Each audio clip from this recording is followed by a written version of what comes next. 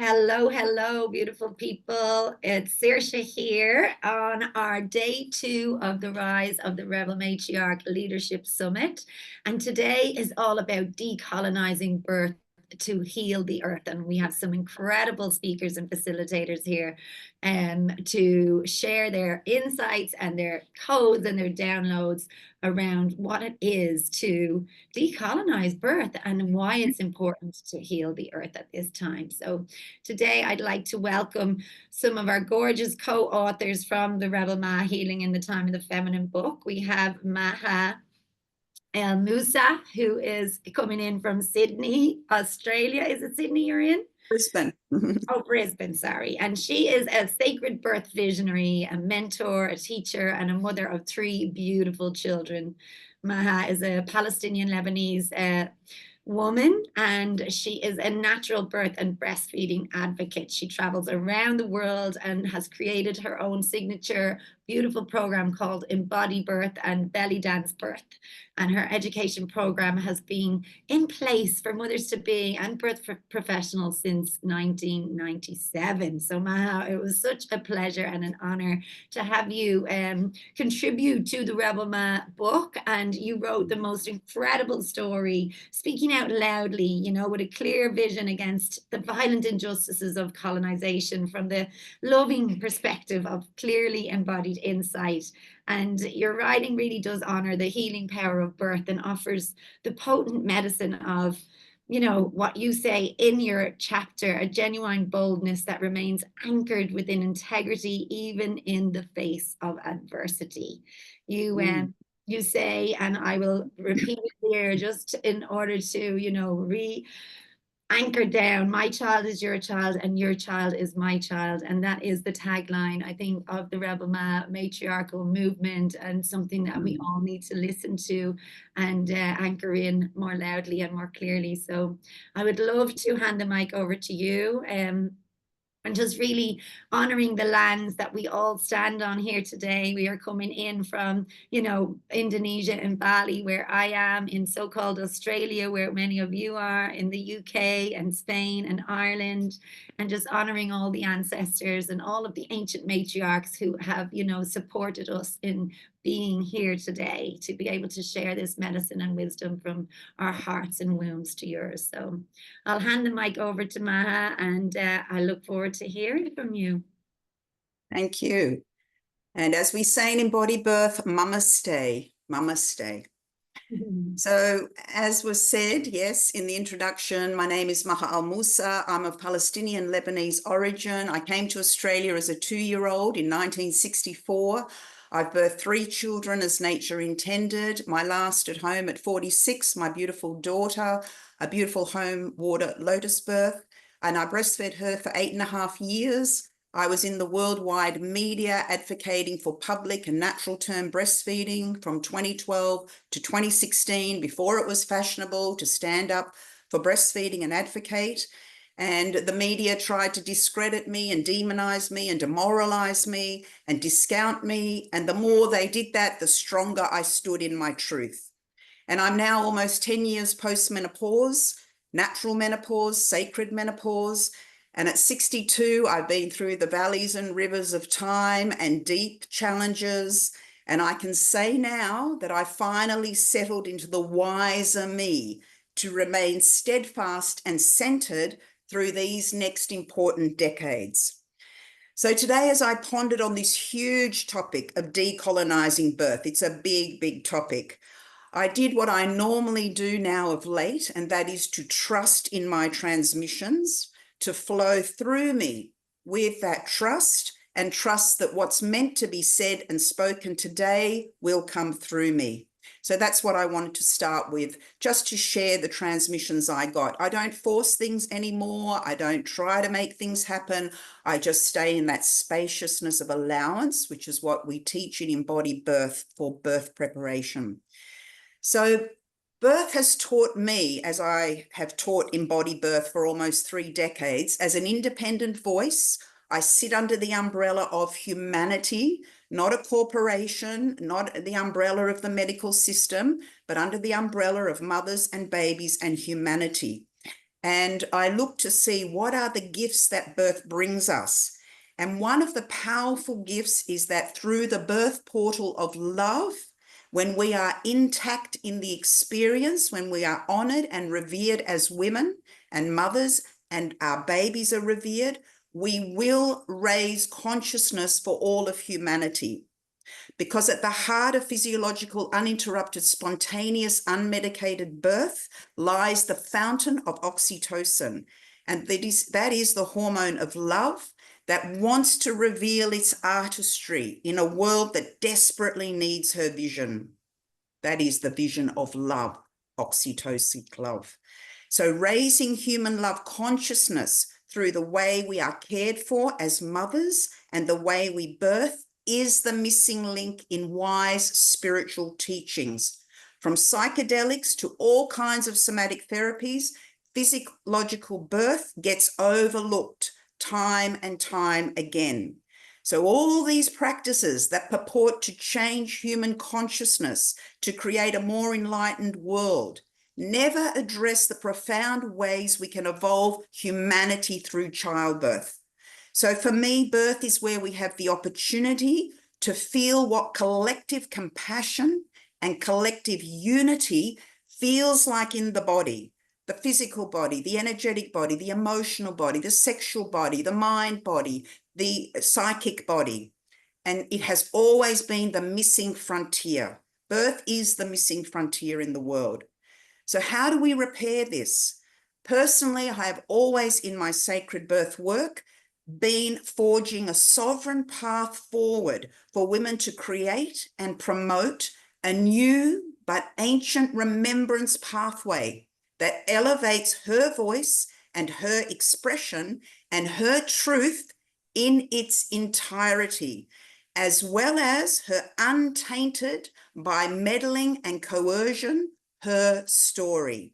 These considerations are not to be in competition or conflict with the predominant restrictive paradigm, but they are a way of living, and they are expressions that stand in our innate power, that stands in anchored truth without the need for approval or, in fact, validation. This is where we go wrong as women. We are looking for permission and validation. That's why everything stays the same.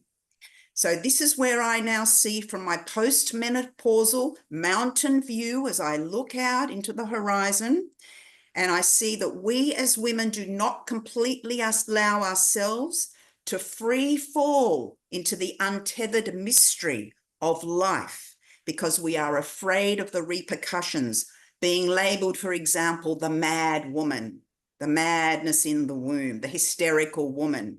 Yet the mad, constructive, angry woman is our fire for change. And I can say categorically, it doesn't come till post-menopause. You won't get there until then. That's when you don't give a shit what anybody thinks.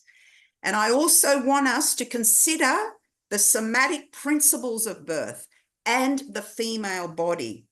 And I will preempt this by saying this is not a judgment on any woman, rather looking through the lens of curiosity so that we can reflect upon one very important thing that I bring up in embodied birth. That is the throat chakra and the vagina.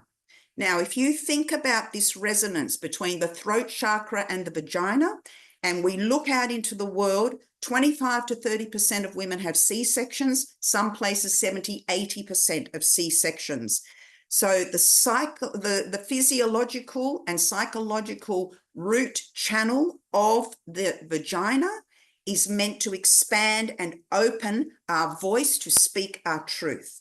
So what is happening, and I'm talking about unnecessary intervention, is that we are being physically and metaphorically cut and silenced so our voices cannot be freed. Unfortunately, that is what happens in C-section. And I'm not talking about necessary emergencies. I'm talking about unnecessary intervention. So we are not able to stretch our vaginas, which is our voices, across the globe to speak our truth because we get shut down with these interventions. And so the question is, why does this keep happening? I want you to be curious, to look out from a deeper lens, to ponder and ask some of these questions. Which masters are we serving when we are placed in compromising positions, when we are thwarted, controlled, and tethered to somebody else's ideology about how we are meant to behave in the world as women? What happens when we don't trust our instincts? Why do we wait for permission from an outside expert and don't even consider that the expertise lives within me for birthing and beyond? What is it to trust? What does it mean to trust birth, which is to trust life? Trusting birth is trusting life. They are not separate. You are a whole woman birthing your whole baby in your wholeness and in your holiness. What the system tries to do is separate and cut you up into pieces. The breast, breastfeed, the womb, births. No, that is to cut and sever all of your connections to your innate knowing and your womb wisdom. So we ask ourselves, why are we forgetting where we come from? So what I see on a grand global scale now in 2024, and I travel all over the world, I've taught in many places, I've just come back from Europe, is that generally women in birth have been blindly conditioned to place the default of birth or that expertise of birth into the hands of a patriarchal hierarchical system and structures.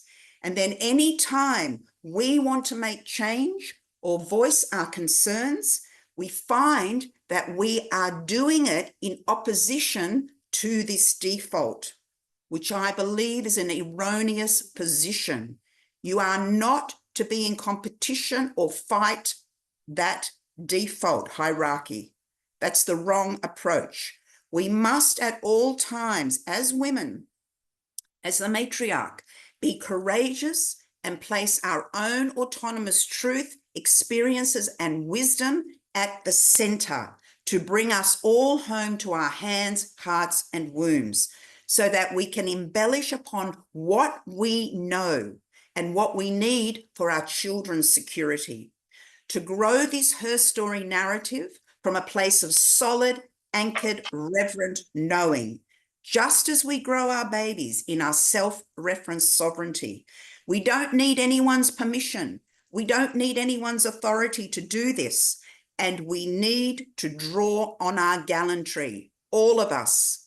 And yes, fear has gripped the world. As I said, wherever I travel to teach, fear steps before a woman's fortitude. I have been very dismayed, especially post-COVID, because I've seen everywhere that we've forgotten our innate medicine. And we have this medicine for a reason. Even those who purport to be awake and aware are often, when it comes to birth, entrapped within the talons of fear-based behaviors. Birth has been entrapped within the paradigm of control and power over worldwide. So the embodied birth movement I created and continues to thrive was done to restore and remember the womb wisdom blueprint. It is always available to us. Nobody can take it from you. My womb wisdom template is begging for women to listen, to decolonize the womb and come home to our remembrance. And yes, sometimes it's a challenge and it's an uphill battle, but we are strong, we are resilient, and we are determined enough. Never forget that and never give up. As a Palestinian woman and birth worker and mentor and activist, I know what it is to have your identity stolen, your land stolen, your motherland, your mother tongue, your her story. Yet my tenacity will not allow this to be taken, for it lives in the blood and veins of my very existence, as does yours. The breath I breathe, the roots I'm anchored to.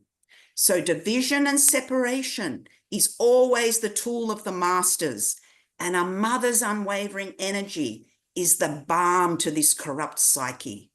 The robbing of birthing women and the distortion of truths is happening globally, normalizing the obscene to make way for control and fear.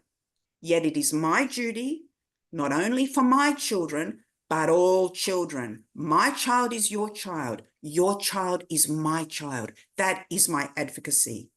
And finally, I think because we have been robbed of the transformative experience that birth gives us, because of what I've spoken about, the unnecessary interventions, the traumas, and a power over hierarchical system, we as a society have not been even able to consider the idea that we could place childbirth on the sacred throne that it deserves. To even acknowledge birth's place could be on the throne of life's most potent experience. That idea is incongruent to most people's beliefs and lived experiences. So in order to change the denigration of birth, we as women need to be truthful in our own lives. The sisterhood is only a concept living in a faraway land, but it lives in our street. It lives in our neighborhood. It lives in our community. And we must ask ourselves truthfully and honestly turn that lens inward and ask, where do I gaslight my sisters? Where do I live out of integrity? Where are the places I am searching for validation and acceptance? And so on. The change that we want to see in the birth world to decolonize the womb and birth begins with us. Mama-Skye. Wow, beautiful. Goosebumps listening to your words. And yes, it's very, very powerful and potent times. And I just want to just take a moment to really, thinking about you from Palestine and Lebanon and what is happening right now in the world and there, and all of the birthing women who are, birthing in absolutely horrific conditions, and the portal of the womb that these babies are being born through and the trauma they are born into. We really all have got to, when thinking about sisterhood and how we can advocate for others, could you maybe share a little bit about what we can do as women to raise our voices more, to hold people accountable more, and what we can do on an individual and a collective level when we are so passionate about birth and know the importance of birthing gently and peacefully, and it's true right now. The greatest thing is to remember you have a voice. There are others that do not have a voice. So every single voice is part of the collective of voices, maternal voices. So don't take your voice for granted. Speak up for those who are unable to speak. And as I say in Embodied Birth, and I have many, many sayings, and one of them is that, what was I going to say now? I just had it on the tip of my tongue. One of the things that I say, I lost it. Sorry, guys. That's what happens in menopause. I'm so passionate about things. But, you have a voice for those who don't have a voice. So speak up and speak out and get out of your comfort zone. Get out of your comfort zone. Even I, living in Australia of Palestinian Lebanese origin, I also am in a comfort zone in many ways. What we need to understand as Palestinians, this has been happening for decades. Decades. We have known this story as refugees for a long time. In all my 62 years, I have never seen the world stand up the way it is for Palestine now. Never. And I am very grateful, and I wish that more birth keepers would see their privilege in having that voice and to speak up. Because of, yes, my child is your child is my child. That's what I was going to say. In Embodied Birth, we say that free birth is the freedom in birth for every woman to birth with who she wants, where she wants, and how she wants. That is free birth, or freedom of birth in my eyes. If I have a free birth, but my sister is not free, it doesn't mean anything to me beyond my individual experience. And that's a good thing. But we have to open that lens to the collective. Otherwise, we are not going to make change. So understanding your place in the collective is very important, which is what you're doing in your work, which that's why I'm here. And also being very aware of who you follow and who you listen to. Stay in integrity, stay anchored in integrity. Don't just follow blindly all these people. Really build that community and sisterhood with people who have the same vision as you do, which is that 360-degree vision, as I say in Embodied Birth. What's behind me? What's in front of me? What's behind me? What's to the side of me? I have to be able to see it all. Yeah? And I have to be humble. I also have to be humble and connect to my humbleness and my humility. Yeah, people will feel that. That's what lives in the heart. And that's why I've been going nearly 30 years as an independent voice in birth, through all the highs and lows. And I've got so many stories I could tell you, but I remain in integrity and I just keep going. I don't get taken off the path by people's bad behavior. I just stay on the path. And that's what I want everybody to do. Know what your path is. Otherwise, how can you stay on a path? Yeah? Don't get distracted. Stay strong for all the women and mothers and babies and children, families who do not have the luxury that we have of having a voice. Yeah. Mm. Beautiful. Thank you, Ma. Namaste. Mama-Skye, Mama-Skye. Absolutely gorgeous. That is just incredible. And I need to watch that back another 10 times. We might write down those questions that you asked and send them out as a little pack for the people who are watching to really delve into that inner standing of who they are and how they can do that. That's so beautiful. Well, on that note, we shall bow down in reverence to Maha. Take a deep breath in together into our wombs. Opening out, freeing the voice, letting that yoni open to the earth medicine below. And move on to our beautiful Dinsmore-Tuli, who is here coming in from the UK. And Uma is a mother of 3 and a carer for 3 elders. So she is no stranger to caring for others. She is the mother to herself and to others. A neurodivergent Irish-English mongrel who was first introduced to yoga in London in 1965 by her Dublin-born mother. Uma has been teaching yoga for over 25 years, co-founder of the Yoga Nidra Network. She's the author of 6 books, including Yoni Shakti, A Woman's Guide to Power and Freedom Through Yoga and Tantra, and Nidra Shakti, The Power of Rest, an illustrated encyclopedia of Yoga Nidra, which I know you just had printed and published, and I can't wait to get my hands on it. And Uma lives in Stroud and travels widely, sharing retreats, trainings, collective acts of rest, and Mother Peace tarot cards. She weaves yoga therapy, dream play, and yoga nidra together with tarot as part of her commitment to intuitive healing arts with the intention to reawaken the heart of humanity. And Uma, it's such an honor to have you here, to have you share your wisdom in our book. You wrote the foreword for our book, and you also wrote a beautiful chapter called Kunt Power, which we will be delving into tomorrow. But today, I just want to thank you for finding the time to come here and share your wisdom on decolonizing birth to heal the earth. Welcome, my love. Oh, blessings to you, Saoirse, and blessings, admiration, and a heartfelt thank you to Maha Al Musa. Thank you.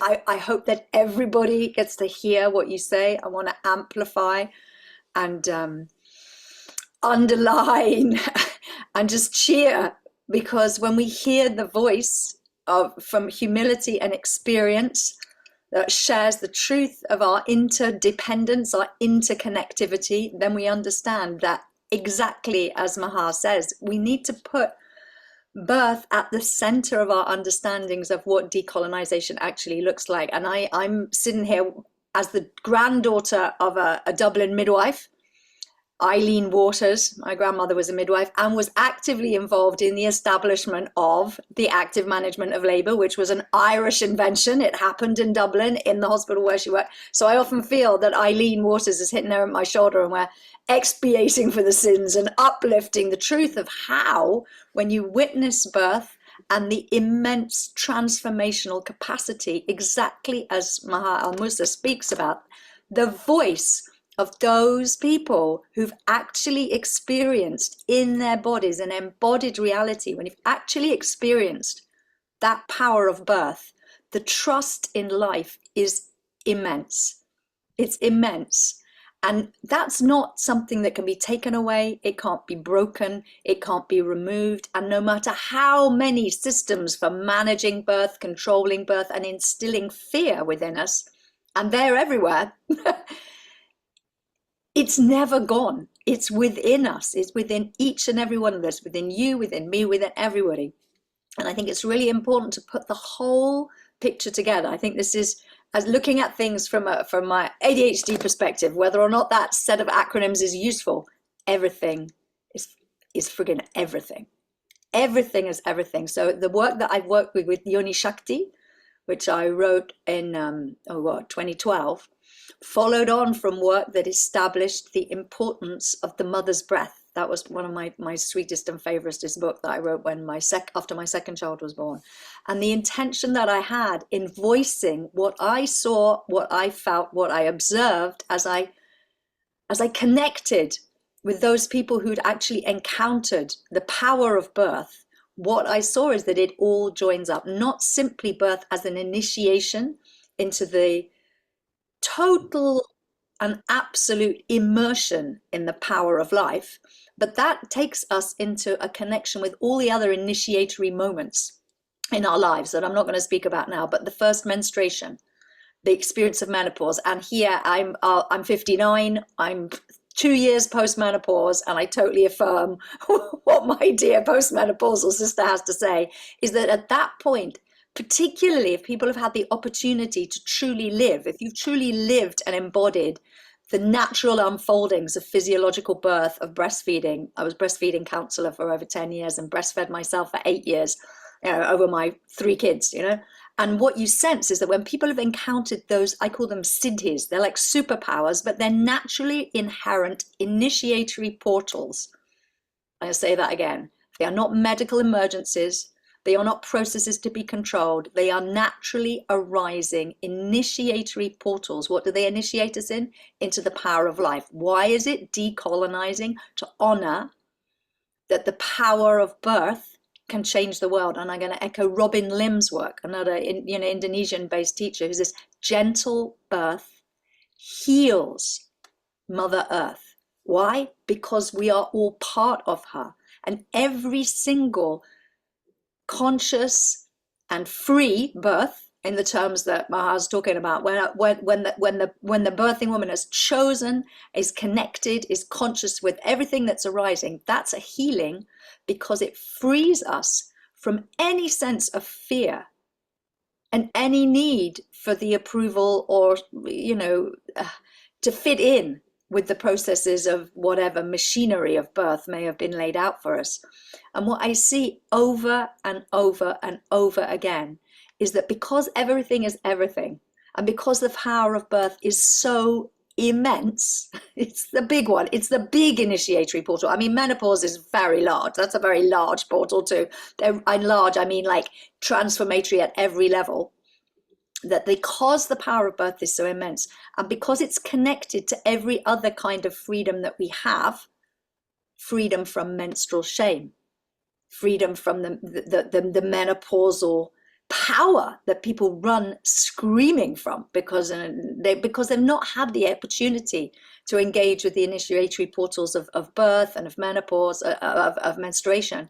But when we see that power and we understand its interconnectivity, the reason that it is a profoundly unstoppable act of decolonization is because it isn't about the mind. You don't have to think about it. You don't give birth with your mind, but you give birth with the body and soul. So this is an act of soulful embodiment that allows the power of life to move through us.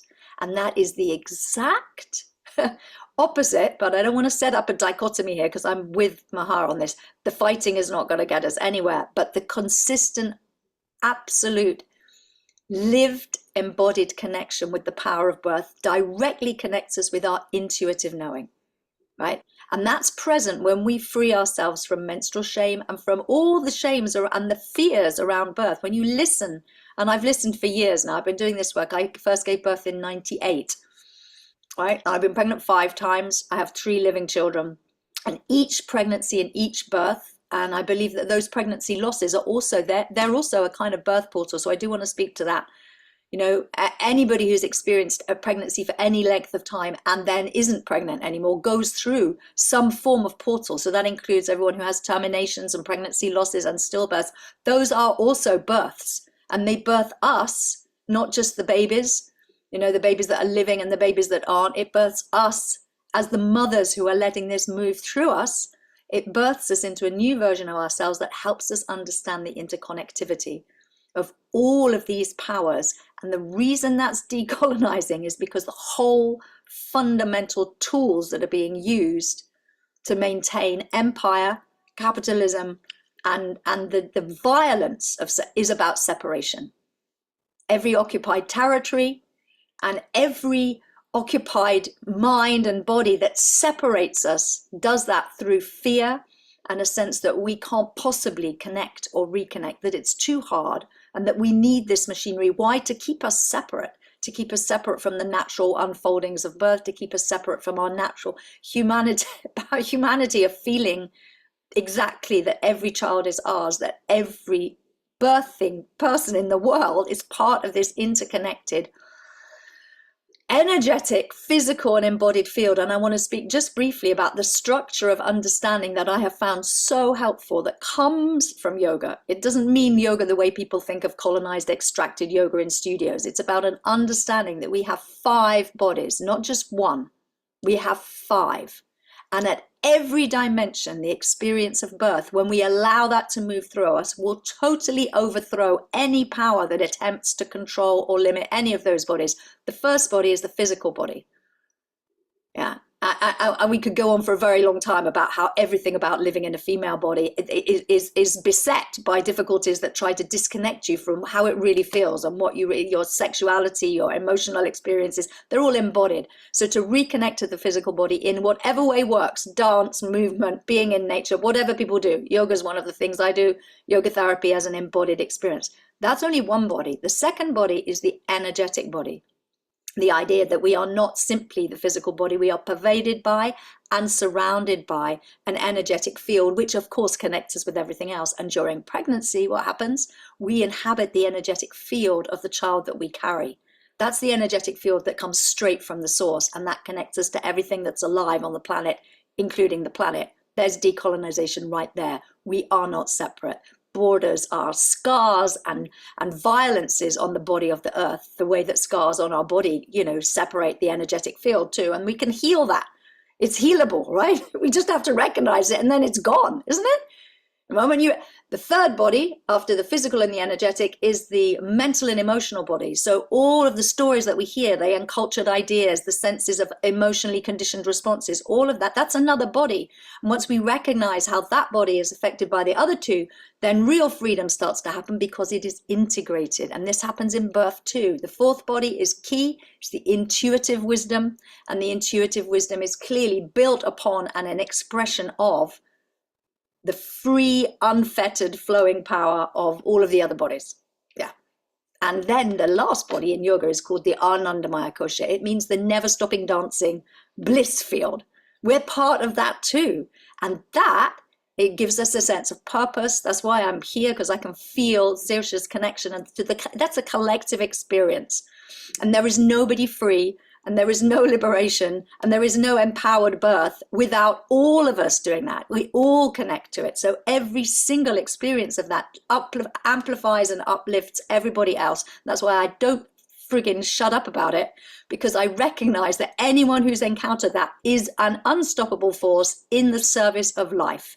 And I'm this white-faced servant of the darkest mother there is. She's called Galima. She's right here. She stands in the ancientest roots of our understanding of the fact that all the goddesses and all of the Mahs and all of the ones that preside over birth, they're all one. I live on a Paleolithic site where there were ancient goddesses. Every single of those little Stone Age goddesses all over the world, they're all the same. It's the same Ma. It's only later when it gets separated out. And she always, always stands for the power of birth and life to move through us with respect and reverence and honor. And each one of the voices that we're going to hear here today uplifts that understanding from different trajectories, you know, and the voices of our ancestors and where we come from. And my ancestors are all from Ireland, and my children's ancestors are from India. And we see those connections around the world, all over the place, people making little hybrids, mongrels. And that's what I see.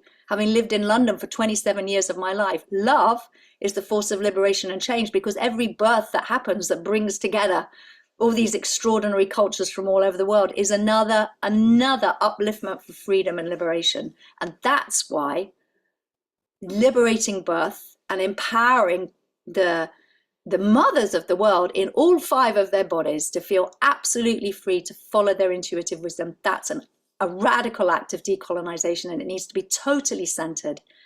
And that's why I don't stop talking about it. And I'm conscious of my timing here because obviously, you know, there's a lot to say and I'm probably shouting, but I feel that I'm so grateful. And I think this is an important, if we think of what we can do to bring this through. There have been movements. The active birth movement in London was a really profound shift in the 70s to actually ensure that the hospitals listened to what it was that the women were calling for. And that made a massive shift globally. But that's just one little city in a whole world. And all over the world, these like connected births are all connecting up. And I just feel that we can see that this is an absolutely unstoppable force. Ma never went away. Now is the hour of her return. And she's not some goddess separately to worship. She's us. She's the collective. And even if we simply make this, even if this talk simply raises some questions for people, like why would we do that? Why would you even not think that you couldn't trust birth? And I just want to end with that particular question. I know when I moved into the first pregnancy, well, the second pregnancy, the one that ended in my son, who's now 25, and I chose to give birth at home in my yoga studio, like I did for all 3 of them. People said, well, are you allowed? It's your first baby. And it never occurred to me to ask anyone, for any person who's pregnant, what do you mean, am I allowed? It didn't fit into my worldview. I was like, what do you mean allowed? I think that's a great question. What do you mean allowed? And when you get right into it, you see that everything is everything, and all of those mechanisms of control, disempowerment rest in the disconnection of each of us from our intuitive knowing. And that's the driving force of empowered birth. And that's a decolonial act, to reconnect to our intuitive knowing. It never went away. Jai Ma, there you go. There are other things I could probably say, but I just wanted to kind of riff and be inspired by what Maha Musa says, because like what she said, basically, what you said, and that's been, you know, since forever. It's never gone away. The power of birth it's already done. That's another nice yoga perspective. It's already happening. We would not be here speaking about this possibility or putting these words together. Imagine decolonization and empowered birth. They're the same thing. They're not separate. It's already happened. Keep on uplifting every birthing person, every birthing woman in the world. We got this. Gentle birth is healing, Mother Earth. Thank you to all my sisters who've been doing this for so many years, you know. There we go. Yeah. Beautiful, gentle birth is healing the earth. And I just met Robin Lim actually last week, which was beautiful. She's going to come on one of the days this week too to talk about her movement here. But I just before you head off there, Uma, you did touch on, I'm not allowed. Like, how can you think, why would anyone else have the fucking right to do whatever it is? And that's a really important thing. They talk about informed consent in birth, but informed refusal needs to be spoken about more, and not questioned. So that's a really, really good point to share. And I was also thinking, there are many women, obviously, who have not had the gentle births that they would have liked or didn't know their power at the time. What would you say to women who maybe have moved through the portal of birth and had this rite of passage stolen from them? How can they then heal that rite of passage, or heal that hurt so that they can move forward and continue to connect to the power that was taken from them at that time? Blessings. These two questions are connected, evidently, because actually it's not taken away from people. It's never taken. It's not stolen. It's not anybody else's to steal. It's always ours. It always rests within us. That dignity and that power is part of life. We are not separate. Nobody is ever left alone. Nobody is ever left behind. Mother is holding everyone. So Rod, if I could do a little reframe, instead of like the power of refusal, if we approach this portal of initiation and all the others, menstruation and menopause and everything else, right? And decolonization, that's another portal. Humanity's going through it right now. It's the menopausal moment for humanity. The shit has hit the fan and everyone can see it, right? That's what we're talking about. So instead of a refusal, which gets us into a binary opposition, it's a polarized thing. And I believe me, I've been there. They've dragged me through the courts and I've had to fight. And you get boxed in to the master's structure of opposition and separation. And then nobody can win. Nobody wins that. The people who are doing it are being brutalized. Those doctors and hospital protocols were established because they wanted to care for women. They don't see the underlying.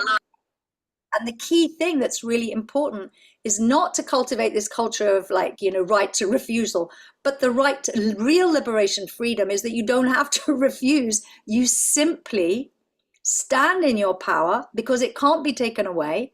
And whatever arises, you return to that heartfelt, yoni-led guidance. And they're all connected, the heart and the yoni. And so actually, even after obstetric violence, and the overriding of basic human rights in obstetric care, even when those things happen, even the most violent and difficult births, the power of that woman, that birthing mother, was never taken away, and it can always be restored. Healing can always happen. Why? Because we are multidimensional beings. We have 5 bodies. We exist in all time, and that healing capacity is always there. And I've worked with people in their menopause who gave birth decades before, who can absolutely heal everything that's happened. It takes a collective act. It takes someone to believe in you and help you, whoever you are, whatever trauma has arisen, to trust in your intuitive capacity and to know that that is not a separate kind of knowledge that's your private ownership,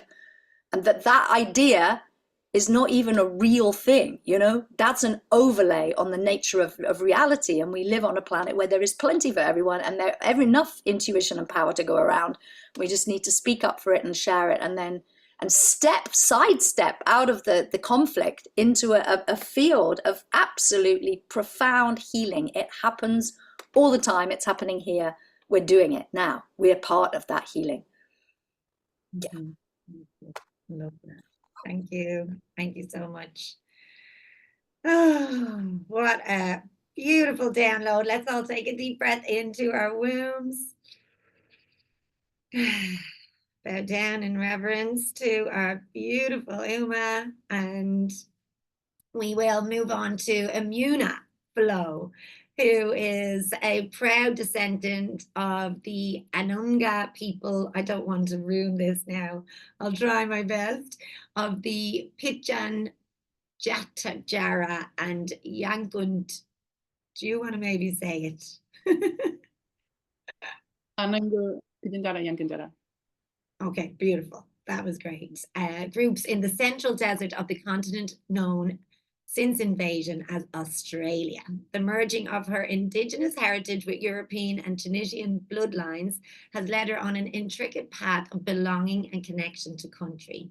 A weaver of words, lover of the mystical and creator of performance art, Imuna stands fiercely for social justice and environmental regeneration. Devoted to her children and elders and ever curious about human existence through different lenses, Imuna brings a well-traveled, culturally informed, wide-scope awareness to her mentoring and advocacy work.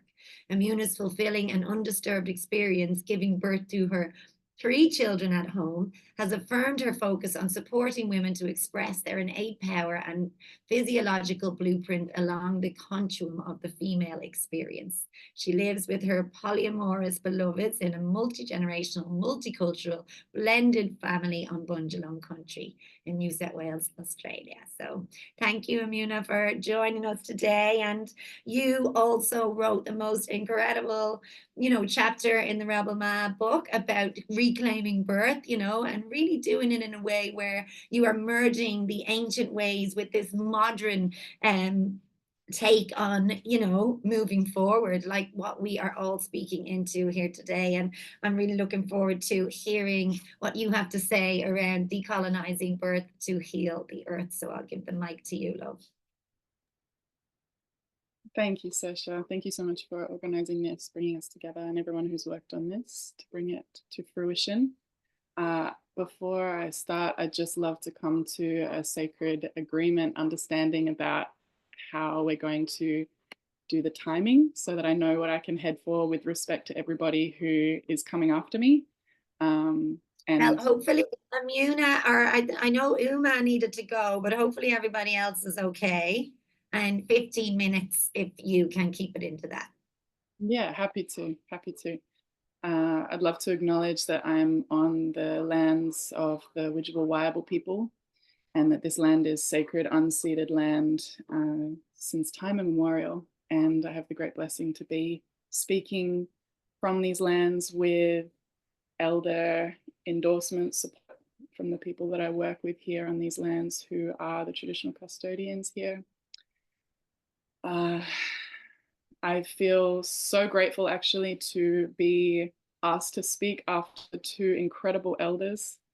So I just want to pay my deepest respect and gratitude. That is proper way in my ancestral bloodline way to speak after my elders. So you are my elders in this space. And I just feel so deeply in my core and in the earth beneath me this vibration of resonance, which is so powerful when we are in the presence of elders who speak with resonance, who speak with such an embodied wisdom. It is so rare, actually, I feel, in this particular moment of humanity. So thank you. So I have given birth to all 3 of my children within a radius of 30 meters or so, just over from where I am now. And I have had the privilege, but also the intended experience of being undisturbed in that. And so I would like to speak to where birth is at for Aboriginal people on these lands known as Australia, to give a little bit of an understanding. Like when we talk about decolonization, it can be just a term sometimes. And when it comes down to the nitty-gritty daily, what is actually happening for people who are experiencing, some of the most oppressive systems that are not acute. I bow in such reverence to the enduring spirit and devotion that exists within the Palestinian people, Maha, and to the people of Congo, to the people of Sudan, to the people of West Papua, and so on. The people that are experiencing acute genocide. Here on these lands, we are experiencing a more slow burn. Yeah. So it is not so visible but it has become systemic. It has become quite subtle often, and still pervasive, and still incredibly brutal, but oftentimes hidden away down the end of a long dirt track. Because for those of you who know these lands to whatever degree, it is a big, big continent with, comparatively to some other places in the world of population, not that many people for how absolutely vast these lands are. Now, these lands are made up of 500 plus tribal countries that all have their own distinct protocols, their own distinct ceremonies, song, ways of being on those countries. And for 70,000 years plus, there was intertribal weaving of bloodlines, weaving of practices that were relevant to what land they were on, because we have the desert, we have the forest, we have the ocean, we have the snowfields, we have every climate possible. And so when it comes to birth, it was always relevant to where you were, what tribal country you were on, and what the practices were in relationship with the country. Because for our peoples, and this is something that is universal across all 500 countries, we experience ourselves as being country walking around in the flesh. There is no separation, yeah? There is no separation between the rock, the tree, the blade of grass, the bird, the goanna, the water, the sacred water, the veins of our blood, the water that flows through us is mimicked, is mirrored in the country around us. And so what's happened since invasion, which was only, when I say only, you know, if you look at some places around the world, it's been hundreds and hundreds of years of colonization. It's been 250 years, right? So it is a small moment in the vast spectrum of human existence, but it has also been so excruciatingly impactful to the people here.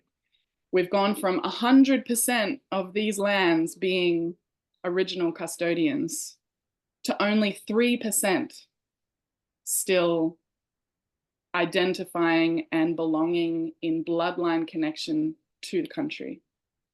And now we have this very fascinating experience of people like myself who have invader blood, colonizer blood, and invaded blood. And there are those of us who walk in between lots of different realms, you know, educated within the colonial systems, but also deeply connected with my people out in community at the end of the long dirt road. And I find myself in this position of being often a translator between spaces and between all the different realms that I have been, you know, invited into even just now, to people that might be sitting on the other side of the world, those of you who are hearing this, who have no clue, who kind of look maybe at Aboriginal Australia as being a homogenized didgeridoo, boomerang, dressed up, standing on one leg with a lap. Yeah? Mm-hmm. But if I can just impart one thing, is that we are so diverse. There is such a rich, alive culture that is still standing even after 250 years of invasion. And when people say that this place has been settled, it was not settled. There was nothing settled about this. It was invaded, occupied, just as Palestine, but we're further in than Palestine. Yeah. So when my elders stand up and say at the rallies for Palestine, they stand up and they say, we know what this feels like. We stand with you, my brothers and sisters in Palestine, because we're further down the track of how it looks when there has been such suppression, such eradication, such murderous genocidal occupation, to the point where we are few, but we are mighty. And so to circle in on birth, what has happened is what has happened to really everyone all over the world living in colonized paradigms. there has been an immense suppression of the mind, body, spirit, intuition of the mother that is the representation of country, that is inextricably linked to every living being around her. And so currently, for example, my people out in Murujulu, out near Uluru, if they're pregnant, they either have to go bush and disappear and come back with a baby in 9 months, or they get completely brought into the system for fear of losing their child at birth. That is still happening to this day. And so they get shipped off, when I say shipped, obviously not a ship, on a bus, on a plane to the nearest capital city at around between 37 and 39 weeks. And then if they haven't given birth by 39 weeks, often they're induced, and then cascade of goodness knows what. We all know what is on offer in the hospitals. And they have no support people, generally, no elders, no connection to protocol, cultural ceremony. And then they are put back on the bus or the plane the next day and sent back to community, and then just plonked back in community with no connection to their spiritual rites of passage. Their family have no process of integration and presence with the birth portal. Yeah. So when I hear, free birthers in Byron Bay saying, free birth is the way and all this sort of thing, it's not available to my people out in the desert in the ways that it is available to people who sit in privilege, who can enact their privilege and choose and not have the fear of DCJ coming to their door and taking their child. So it is the stolen generations are still continuing. The stolen generations were not over in the 70s. The child removal rates of children are higher than ever. There is a fantastic group called the Grandmothers Against Removal, and they exist to fight for the children to be back amongst kinship.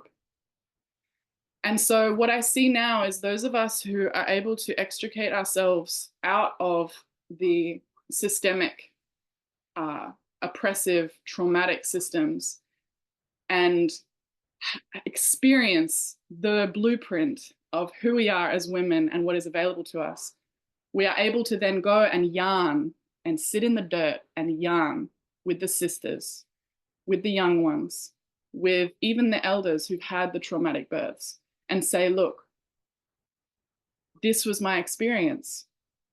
And I can't go in there and say, yep, I can get you the good food for postpartum necessarily. I can't necessarily clean up their horrible access to water. I can't necessarily secure, better housing for them.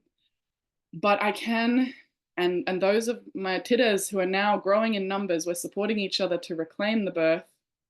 We're able to at least offer the possibility that it can be different.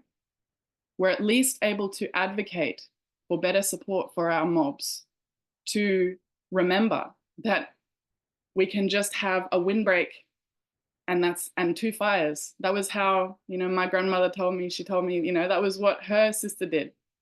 2 fires and a windbreak. That's as simple as it gets out there. Yeah. There was no water births. You don't give birth in the water out there. That's what you drink.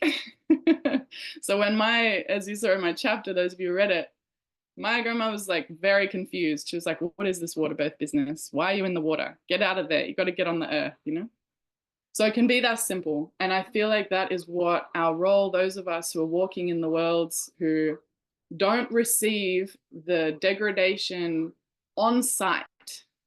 I can pass between the lines because of how I look. I can pass in different worlds because of how I look, which gives me advocacy power. And those of us who are able to slip between worlds, that is our role. And I really ask everyone who's listening, first of all, are we upholding colonial violence purely by the words we say, how we're existing in the world? And if so, the antidote is for those of us to use our privilege, to milk our privilege, to advocate at every opportunity for those of us who receive the systemic racism on sight and who already have strikes against their name just for existing as they are. And so there is a growing number of us. I have supported with my family. My partner and I do family support. So we sit with the uncles, we sit with the fathers, with the grandfathers, the cousins, the children, the mothers. And we have worked with 2 families this year who have completely rewritten their experience in birth. You know, they've come from traumatic hospital all the way to invasion. And then now they're able to go into their communities and their cousins are looking at them like, hey, it can be that simple. And so that switch in the consciousness of just knowing something else is possible, there is such immense power in that. And through that, you know, we still have to obviously have the access to resources. When there is inequality in access to resources, it is so difficult to have the nourished postpartums when in these places, when in war zones, you know. But the birth itself can absolutely be reclaimed. And those of us who can support those systems, that is our role now. Thank you.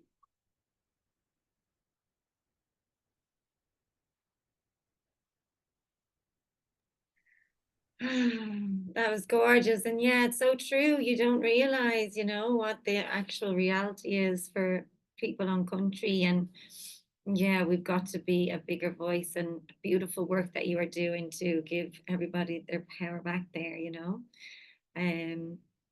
Not even give their power back, but teach them and hold the space for them. I saw a post that you did about how, you know, we all make these playlists and get these oils and do all these things to like sex it up and spice it up, you know, and make it all, and actually that is not necessary, and it's definitely not how our ancestors did it. So yeah, beautiful, beautiful reflections.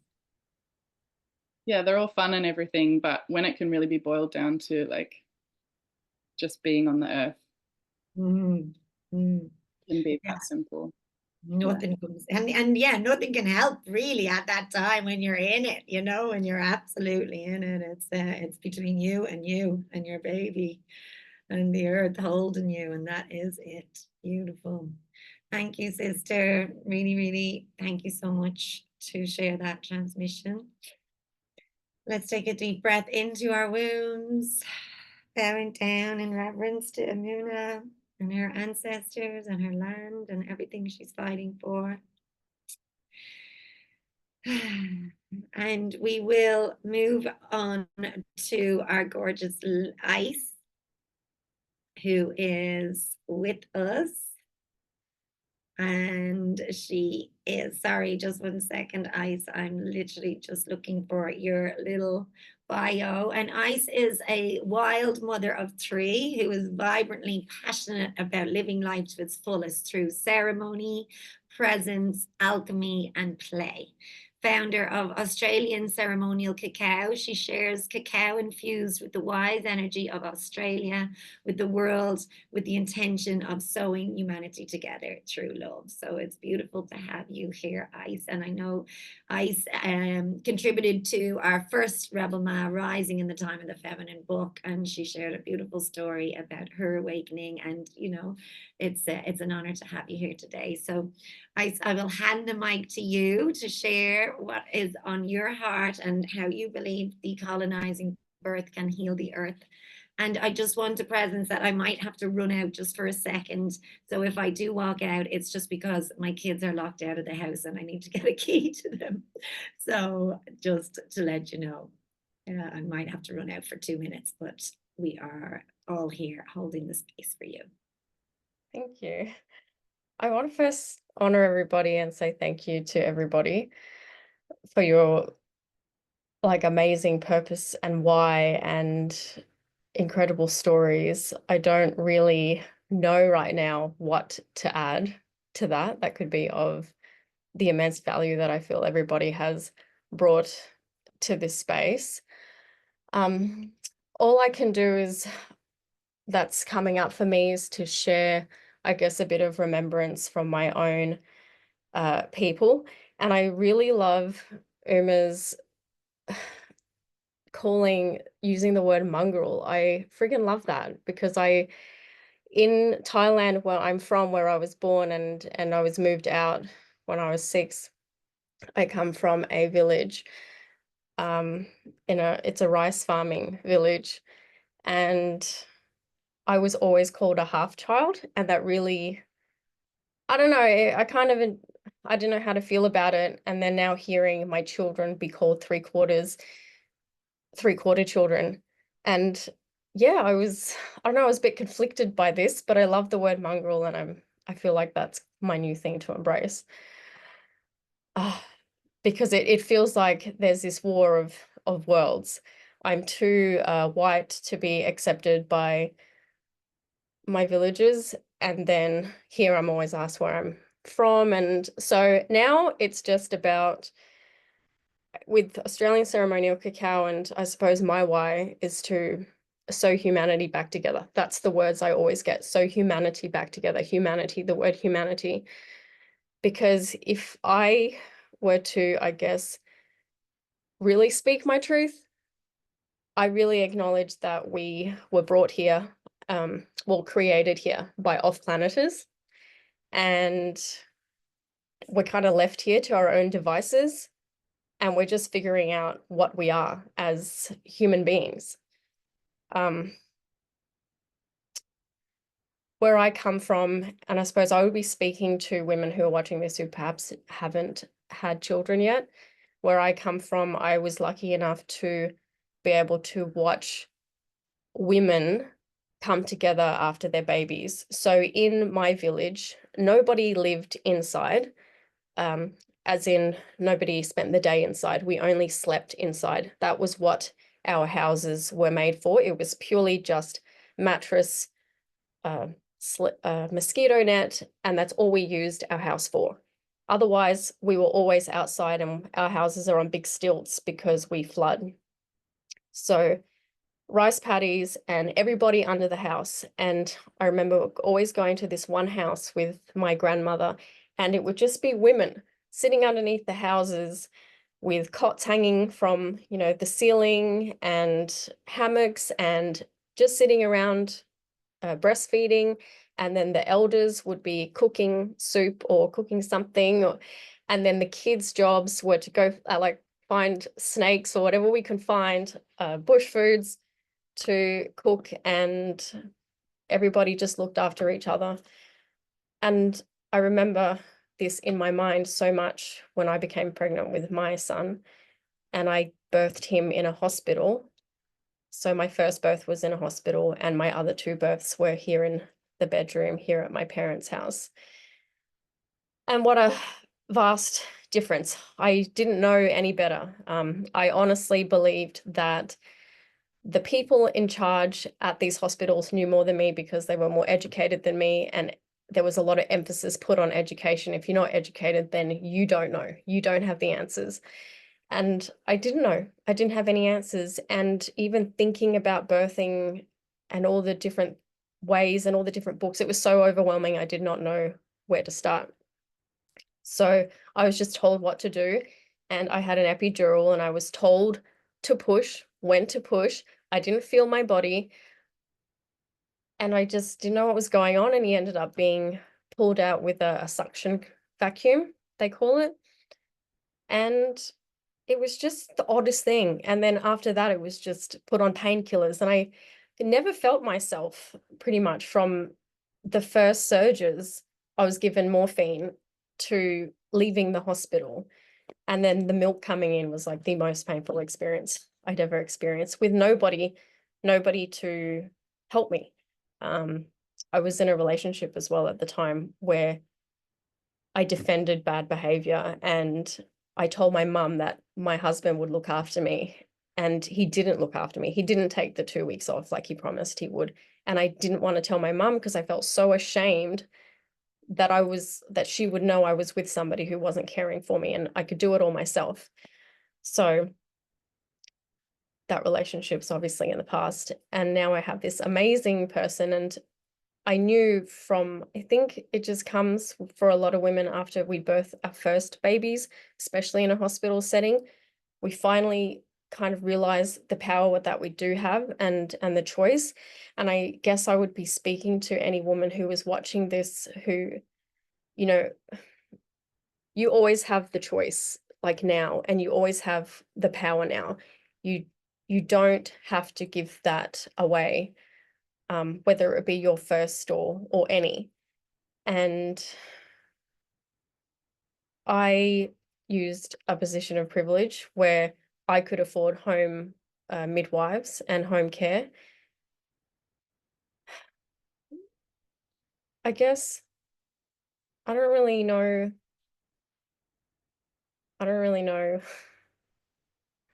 what I'm saying. Like,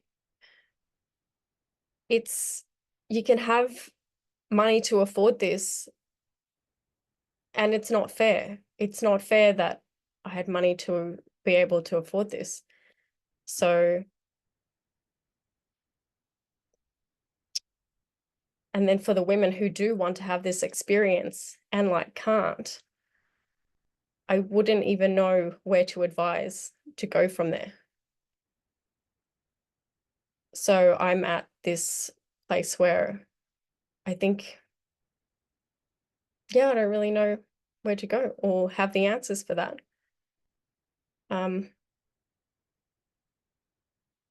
I had amazing births at home, and the experience was incredibly different.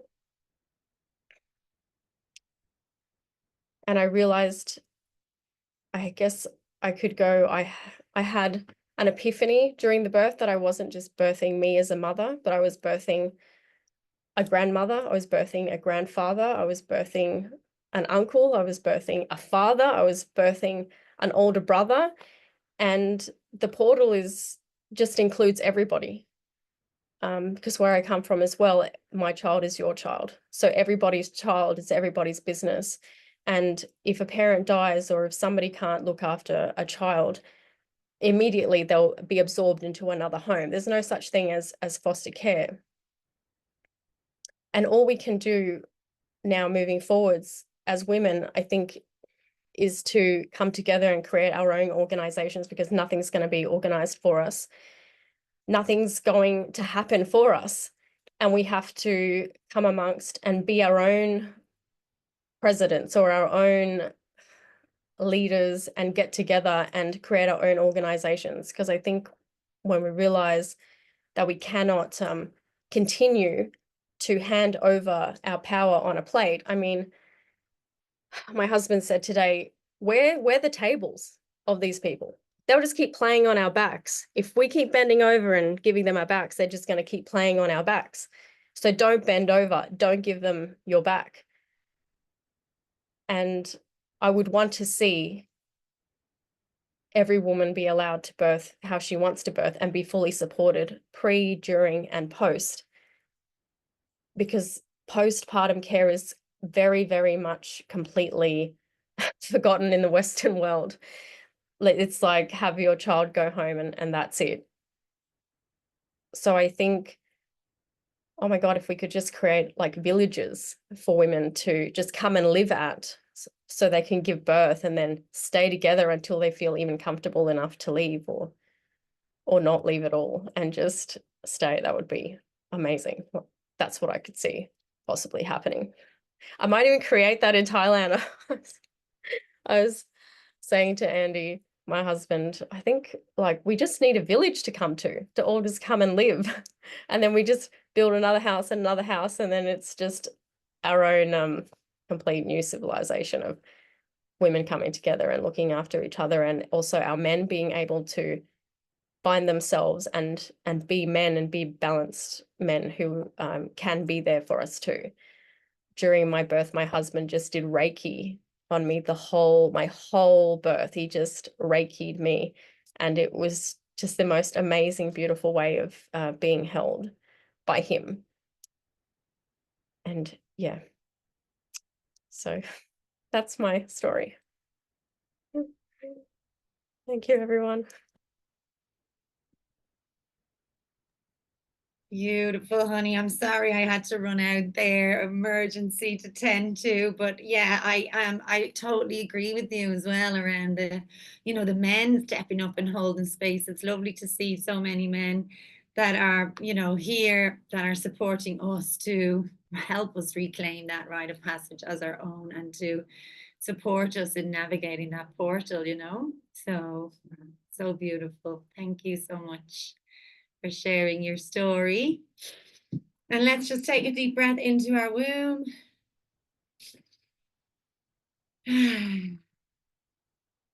Bowing down in reverence to ice. Beautiful sister. And last but not least, we will move to Hannah Mama-Skye. Thank you, Hannah, for coming today. Hannah is a facilitator of the deep feminine and brings to her work the depth of her journey as a woman. She is a witch, healer, space holder, retreat leader, and channel, a powerful poet receiving and reciting rhymes to guide us through these times. A voice of a generation standing up for what is right, imagining a world where every woman and the girl is free to thrive. Mama-Skye founded the Waking the World movement, a movement committed to our collective awakening, sharing life-changing retreats and ceremonies to wake up forgotten and lost parts of ourselves, reclaiming our sovereignty and realigning us with our soul's true purpose. She is the co-founder of the Poetry for the People, a poetic revolution, a movement encouraging and inspiring poets to stand in their light and shine.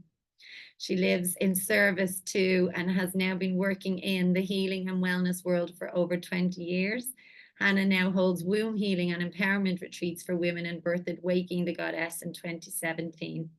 In 2018, she was called to the mountains where she studied at Da'alu's midwifery school to become a birth doula and activist. Waking the Witches was a vision of Hannah's while pregnant and was birthed a year after her son was born. The magic, healing power, and potency of these retreats continues to touch the wombs of the world and offers deep healing for the collective and rising of the divine feminine. So thank you so much, Hannah, for joining us and for sharing your story. And again, another powerful birth story in the Rebel Matriarchs Healing in the Time of the Feminine book. And look forward to hearing your transmissions here today on decolonizing birth to heal the earth. Oh, hello everyone. I have been fighting back. I don't know why fighting back, because I knew it was coming to me, but the tears, the intense emotion that I've felt through listening to everyone, I'm like, so bear with me. It's just been so profoundly powerful, and like some of my greatest teachers and idols and people I've looked up to. It's been such an honor to, yes, like Imuna said, to listen to our elders, and it's almost like, yeah, what they said just all the way. Thank you for welcoming me into the space. And what to say even after so much powerful transmissions already. I am here in the mountains. I'm actually sat where I birthed my son, right here. So in the birth portal, where I birthed my first boy, Mama-Skye, 3 years ago, and I feel to go in. Ever since a little girl, I knew I would always give birth at home. My mum and dad told me their birth stories, and they were both born at home and like born in the bedroom and put in a drawer, I think. And like this was like quite, it was a natural thing for me. But growing up and in society and friends like had babies a lot sooner than me. I'm now 39, so I had Emrys at 36 years old. Yeah, everyone, including my sister, and they were all ending up in hospital births, traumatic experience, cesareans, like, and I was a bit shocked, to be honest. And I was like, this isn't the way, this can't be the way. I still hung on to this. I know that when I give birth, it will be at home in a peaceful, loving environment. I've felt ever since young that how we can heal heal the earth, that it must start with birth. That for me, it's like these two most important rites of passage and portals is how we enter and how we leave, how we're born and how we die. And as a society, as a culture, and as a civilization, we are terrified of both, it seems like, of the giving birth, and also then so terrified of dying, when these, like, they're so linked and powerful. And it's like these the most sacred rites of passage, like the in and out, the womb to tomb, have been stolen, have been taken, have been demoralized, have been turned in, both birth and death have been turned into a business. And there's people gaining from our trauma. And we've always felt very strongly in reclaiming our rites of passage, whether that's birth, death, our blood rights, like reclaiming these sacred rites of passage. And for me, birth was the first way that I knew I was going to do that. But I'll be honest, I just knew that this was my dream, and I had a vision of how I wanted to birth. But very interestingly, I felt the universe moved the pieces and the puzzles, because I was suddenly pulled to the mountains in the Alpujarras, and I was actually coming to hold my Waking the Goddess retreat at the time. Was a retreat which was a formula that I channeled to empower women, to reconnect them to their womb, to use particular and different tools to clear out the space, reconnect us to the space, and step into our power and wisdom as women. So then hopefully we can, like, stand up for ourselves in birth and when we're in those situations. And when I arrived here, a woman called Vanessa Brooks, who is the founder of Dalaluz, reached out to me and was like, "Oh, we're a fan of the goddess down here, Hannah." And I was like, "Okay, I'm coming." And I went, and it was they'd built this beautiful temple, and Vanessa is a powerhouse, you know, in the birthing world, and has been delivering babies for the last 30 years in these mountains. And I entered a sisterhood, and I entered a school. It's like 9 months of various different modules that teach us how to support women. It's women-centered care. How can we support women through their birthing process, during their pregnancy, at the birth and after, but in a hands-off, non-interfering, you know, approach, just bringing in the ancient and old ways that have always been with us, but just reminding and guiding. And I then felt like I was gifted all this knowledge that I knew that was in me, but I was like, even more, I felt like I was being even more prepared for my birth, because I conceived my son consciously over a winter solstice portal, and we were actually in England at this time. And the intuition of knowing that it started from the moment that I knew that I conceived my child. And interestingly, like, you outsource your not power, but you outsource your what you know straight away. For example, I got a pregnancy test. It told me I wasn't pregnant, but I knew. I tested too early, but I knew, because I weeped for this baby that I knew was in me, but something was telling me that it wasn't. So straight away, that was a Hannah, like, why are you outsourcing to even see this when you know this soul, that you know this baby's with you? A week later, I tested again, confirmation, I knew, okay. And that's when the messages started coming of the listening, like, this baby wanted to be born in Spain. I could feel him telling me that we needed to get back to the mountains, into the safety of these wise women. And thank God we did, and I listened, because we got us home. We drove from England to Spain, and we got us back to these mountains, because my waters actually then broke 6 weeks early.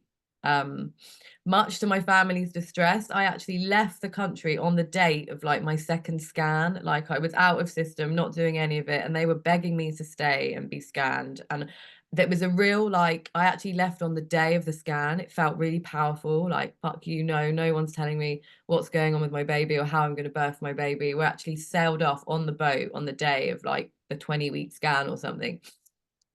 And we arrived back, and my waters broke 6 weeks early. I had an amazing pregnancy here in the mountains. I probably should have known. I was walking the dogs with a broomstick this day, and it was like 44 degrees. And now looking back, I should have known, like, he was coming. And what was incredible was this day before my waters broke, again with the listening and the intuition, I was saying to my partner, I think this baby's going to come early. And he was saying to me, no, we've got 6 weeks to go, don't worry.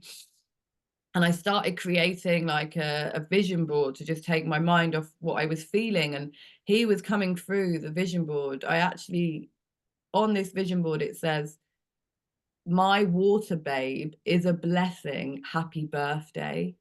Like, he was basically saying, Mama, I'm coming now, like, be prepared. But I went to bed, even though I'd made this vision board, I went to bed and I was woken by my waters breaking, and we were on our own in the mountains. My birth team, which was going to be Vanessa and another dear sister, were far and wide.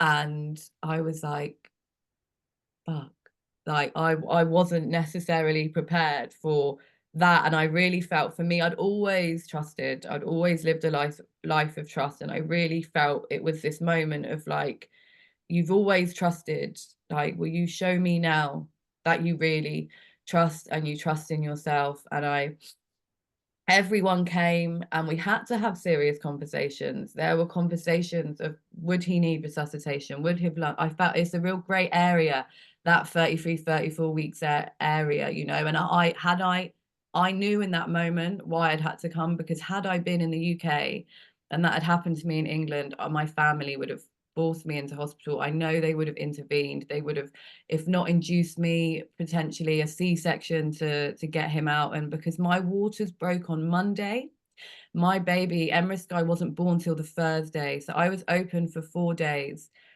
perfectly happily open and moving through my labor.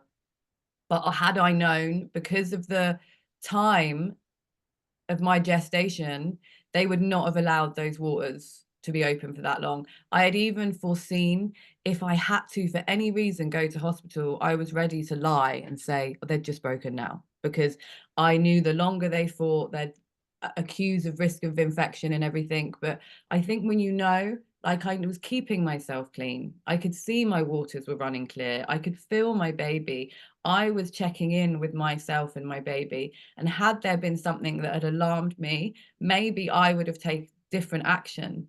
But I felt that he was coming, how he was, you know, this was happening how it was meant to, even though it was early. And the turning point was, I think on day 2, I went down to the river, and Ness was there by this point, and I had amazing women around me. You know, Vanessa was there, and she just calms the space, you know, instantly. She sent me down to the river for a walk and to splash my face, and they were like, but you can't get in because you're open. And I was like, okay. And they'd sort of said that maybe I can't give birth in water because I was open, and I could hear things, but I was like, no, he wants to be born in water. Like, I just knew that he was going to be born in water.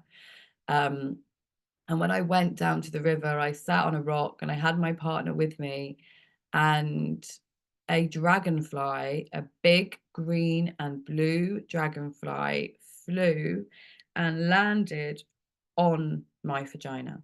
It landed directly in line with my pubic bone, and it started to do its dance with its tail, and it was like flicking out. It almost, to me, looked like it was drinking my amniotic fluid. Like, I was so in awe at what I was witnessing, because I'd never had a dragonfly land on me, and here I am in labor, and an early labor, and a dragonfly has landed on me. And the dragonfly had always represented my grandmother to me, and to me that was her coming to tell me to keep trusting in myself and my body and what I know, and that this is how he wants to come, and to stay home. And just all these messages I was receiving from this moment with the dragonfly, that I left the river and I went back to the house, and I said to everyone, I want no one to mention the hospital again. I want no one to ask me if I've got a bag packed. I want no one to mention anything other than that this is where I'm staying, and this is where I'm going to birth. And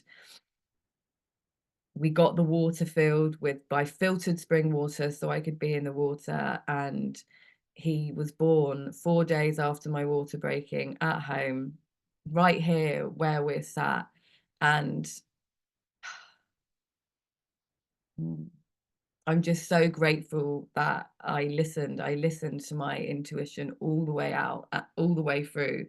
And that's what I think to begin. It's such a huge task we have ahead of us, but if we can just get every woman to learn and to listen to her intuition, and she can bring that into her life and into her birth, and that she's the decision maker, that like nobody else makes decisions but the birthing woman, and just how crazy that it is that we have a masculine environment making decisions in birth just blows my mind. I think you told me I've got a few minutes left, didn't you? Is that what you said to me? Well, I'm quickly reading you all a poem. This is called The Midwives of Old, and I feel this could encapsulate, I feel there's so much to say and to share, but I feel like the elders here and Luna, you hit so perfectly, magically, beautifully, powerfully on everything else, that actually just sharing a bit of my birth story, and how that it is a bit of a unique birth story, because it could have ended so differently had I not trusted in myself, in my body, and in my baby. So I'm just going to share, it's only a couple of minutes, a poem with you to leave you with, and it's called The Midwives of Old. What is it to be a birth keeper, a wisdom seeker, channeling the midwives of old? It's their story that needs to be heard and told. Are we radical in our beliefs, or is it the system that continues to deceive and disempower women, leading to a cascade of interventions from the moment of conception? You are taught in your body not to trust, mainly by men in white coats with no cunts, to be blunt, with no compassion or tender touch, pushing you to birth your baby to fit protocols and lunch, having no clue of the environment a woman needs to birth, to heal the future of our Mother Earth. We were not born to birth in captivity, within time constraints and activity. We need to be held, heard, and seen, our intuition believed, undisturbed and not of this earth, because we're busy collecting our baby from the stars, because you wouldn't try and stop a moving car, creating unnecessary trauma for all taking part, but mainly the mother, taking her power away in a way like no other. You motherfucker, literally. If the earth is our mother, wouldn't that make you my brother? So how dare you imprint this pain on she, ushering the button for more pain relief, taking away her opportunity to feel what it is to be open and be free, feel every natural motion of birth in its entirety, the intensely powerful experience that catapults you from princess to queen. You see, that's why they blindside thee. What would this world be if every woman could birth like thee at home, on earth, in the water, held by Mother Nature, the river, the dragonfly, my wolf and the trees, surrounded by wise women, not touching, but rooting for me, offering cacao water and herbal teas, maybe a gentle reminder to get back in my center. Every woman's birth is her and her baby's own adventure. And yes, I ate my own placenta and planted the rest of it in line where he was born. And now to this land, my baby's soul is sworn. So please remember, if your yoni is the rose, protect her in birth, just like that fawn.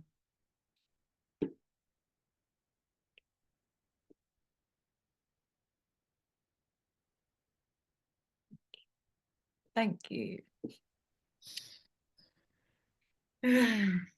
That was gorgeous. Thank you so much. What a beautiful way to end our amazing circle of wise women and elders who have come to share, and yeah, the support of the ancient matriarchs everywhere. So just breathing into our womb. One last time, bearing down to Hannah Mama-Skye for sharing the beautiful birth story of Mama-Skye. And I won't keep anybody any longer. I feel like everybody said what needed to be said, and there's nothing I could add now. And I feel like, you know, it's a beautiful portal to close. So just want to thank you all for taking the time. And everybody who's watching, thank you for listening. Please do share what your takeaways were. Share these incredible women and the stories and the offerings that they have. You know, look them up and follow them online, and just keep, you know, trusting in your intuition and decolonizing mind, body, and the earth so that we can move forward and heal the earth. Yeah, beautiful. Thank you so much, girls. Take care. Sheila was here watching. Beautiful. We love you, and we will speak to you all soon.